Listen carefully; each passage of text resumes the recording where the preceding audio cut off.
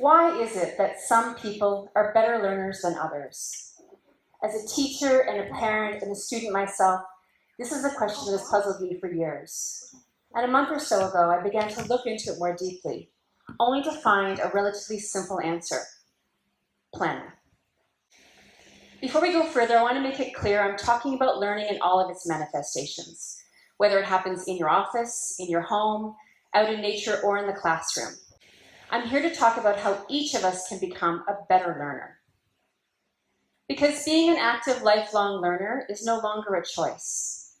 I recently read an article in The Economist that was talking about the impact of artificial intelligence and outsourcing on the economy and what it will mean for us in our careers. The article suggested that many of us will have to invent our own jobs. I love that, the creative possibilities, but I foresee a challenge. How do we know what knowledge and skills we will need to create these new jobs? This debate's been going on for the last 20 years, and I think the only thing we know for certain is that we will have to learn these jobs as we create them. As my husband likes to say, we'll have to build the bicycle while we're riding it. They're calling this the age of information, but I think we can make it the age of learning. Technology and globalization have given us unprecedented access to information. I want you to take a moment to think about what you could choose to learn about if you wanted to. Our options are limitless. The access we now have to information means we can choose to improve any part of our lives that we want. You want to learn a new language? There's an app for that. You want to understand how the Chinese government is structured? You can start with Wikipedia. You want to know how to become a better partner or spouse or mother? You can access an online counselor. You can listen to an audiobook. You can attend a workshop. Your options are limited only by your imagination. Learning is important because it allows us to progress as a society, as a community of people sharing this small, miraculous planet. It allows us to appreciate difference and challenge our prejudices. It allows us to admire beauty and to come to understand ourselves. But most importantly, learning allows us to become our best versions of ourselves. And it's my contention that in the pursuit of becoming these best versions, we are most likely to find solutions to some of the problems that plague all of humanity. But learning is not always easy, and some people seem to do it better than others. Can I see a show of hands? How many of you can think of a subject that was too difficult to learn, and as a result, you avoid it? I think this is true for most people. But we now know that the difference between successful learning and not so successful learning has less to do with IQ and much more to do with what we believe about ourselves as learners and how we approach our learning. Over a year ago, I began my master's in education, and last term I had to take 2 courses. One was organizational leadership. In the second course, I had to conduct an independent inquiry into any topic I wanted. The goal of the course was for me to understand how to become a better learner. So I decided this was a long overdue opportunity for me to finally try to understand why I made poor choices when it came to nutrition, health, and exercise. Choices that I knew were negatively impacting on me, and despite knowing better. Prior to taking this course, I would have jumped right into the research. That's hands down my favorite part, without any real clear direction of where I was going. But it turns out that great learners self-regulate their learning. What that means is that they use a process, a method, that allows them to control their emotions, their thoughts, and their behaviors when they're engaging in learning. This is a cyclical process that has 3 sort of phases. The first phase is planning for learning. The second phase is monitoring learning. And the third phase is self-reflection. In the planning for learning phase, the learner considers, what's my goal? What do I need to be able to know or understand or do? And how am I going to get there? In the monitoring learning phase, they're actually engaging in the learning and they're tracking their progress. And finally, in the self-reflection phase, they evaluate, how well did my process help me get to my goal? And what changes do I need to make for next time? For the purposes of this talk, I'm going to focus on the planning for learning phase for 3 reasons.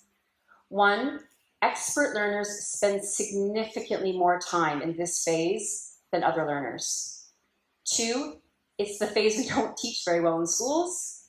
And 3, it's the phase that had the biggest impact on me as a learner.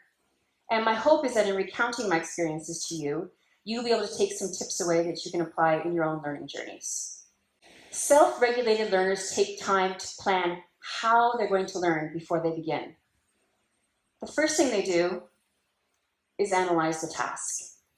They ask themselves, what is the overall goal? What do I need to do here?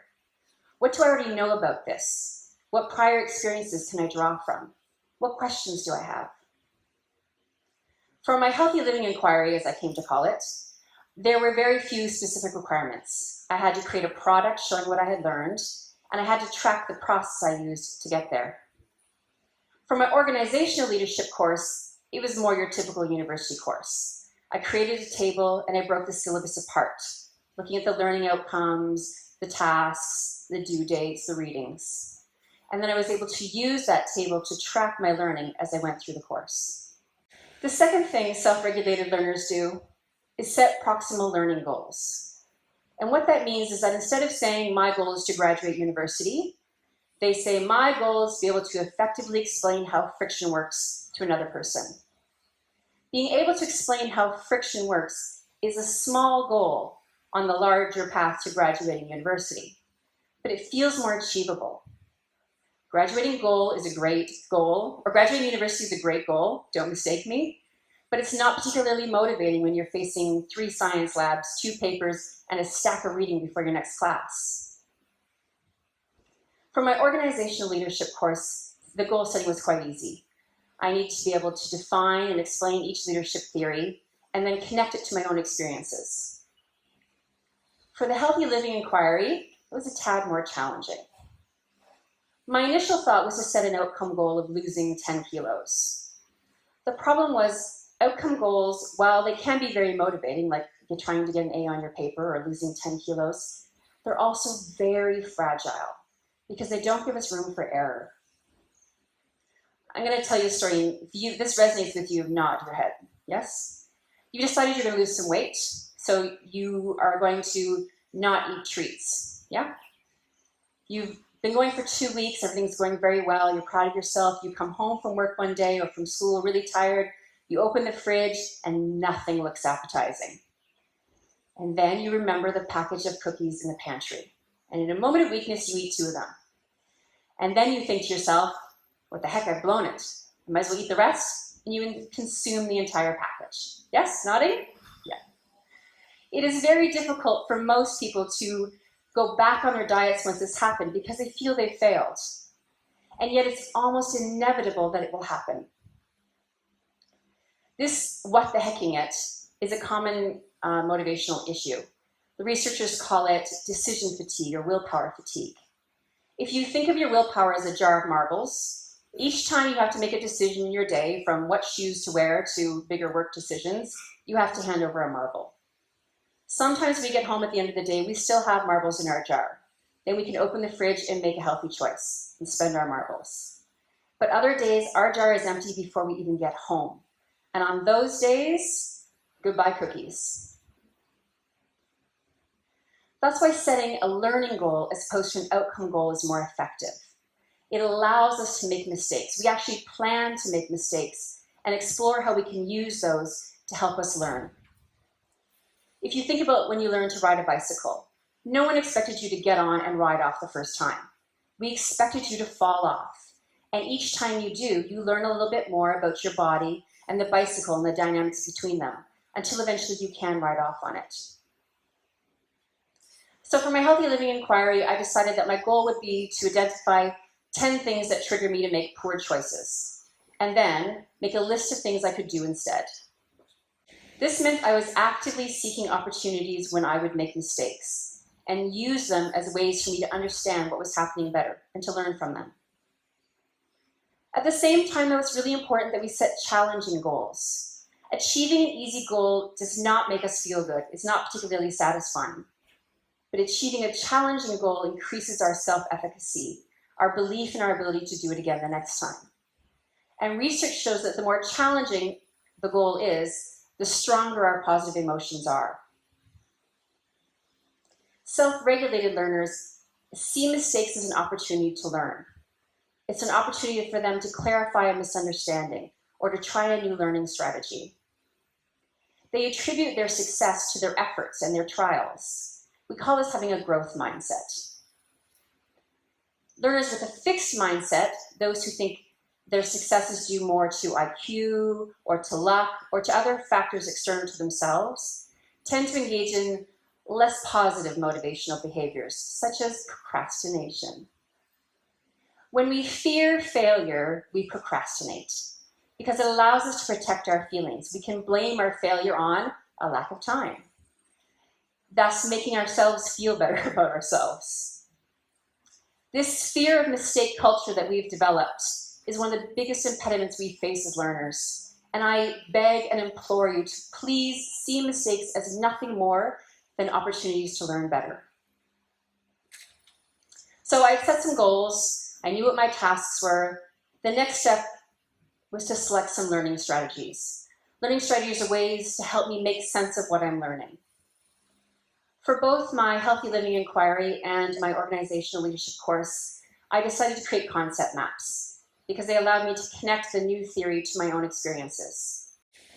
For my Healthy Living Inquiry, I also kept a reflective journal because I knew it would be important for me to capture what I was thinking and how I was feeling on those days when I made the especially good or the especially bad choices. Self-regulated learners develop a bank of learning strategies over time, and they get better at identifying which strategies will help them with which tasks. Because learning is subject-specific, which means we learn language by engaging in language, right? Listening, speaking, reading, writing. But we learn language differently from how we learn to navigate a city. So it's important that we practice our learning in the way we're going to use it, and research bears this up. The more practical it is, and the more we use it, the more we practice it, how we're going to use it, the better we are able to remember it. So for those of you heading into exams, if you have an essay-style exam, the most effective way for you to practice is to write essay outlines. If you're doing a multiple choice exam, the most effective way to practice is to create multiple choice questions and practice your key definitions. The last thing self-regulated learners do is structure their environment. They structure their space, their time, and their emotions to help them achieve their goals. In terms of space, they create a learning environment that is comfortable, yet productive. And this is a good opportunity for you to have a conversation with your children about listening to music while they're studying. It's a good little research project to see whether it's actually effective or not. They also structure their time. They get to know which times of day are most productive for them, and they block those out for studying. They develop schedules that allow them to achieve their goals within the time they have, and they create tracking devices that they can use to monitor their learning as they go through it. They also engage in emotional structures, such as self-talk. These are things like, do 20 more minutes of reading and then you can take a break. In my house, my dad taught us the rule of the iron butt, which means sometimes you just need to sit there till it's done. They also give small rewards to themselves, like promising a night off to go to the movies, to keep themselves motivated. So before you begin your next learning challenge, I suggest you take some time to plan how you're going to attack it. Yes, analyze the task. Set some small learning goals that will allow you to make mistakes, but will lead you to your larger goal. Think about how you can select learning strategies that will allow you to practice your learning in the way you're going to use it and structure your environment. Self-regulated learners think about their thinking and they learn about their learning. And it won't happen overnight. It takes time to develop. But it is the one way that all of us can become better learners. In terms of my Healthy Living Inquiry, I learned a lot about myself. I learned about the emotional roots that cause me to make poor choices. I know that watching TV at night is like kryptonite. I eat, so I just don't do it. I can't ignore the treats in the pantry, so I only buy enough for one serving. I found exercise I love and buddies to go with. And on those days when I make really poor choices, I write in my reflective journal so that I can see where it went wrong and what I can learn from it. But most of all, I just feel more in control of my choices and less controlled by them. My hope is that in recounting my experiences to you, you've been able to take a few ideas that you can apply to your own lives, and hopefully inspired you to tackle a challenge that will help you move towards your best version of yourself. And in doing so, we will find solutions that benefit not only ourselves, but all of humanity. Thank you.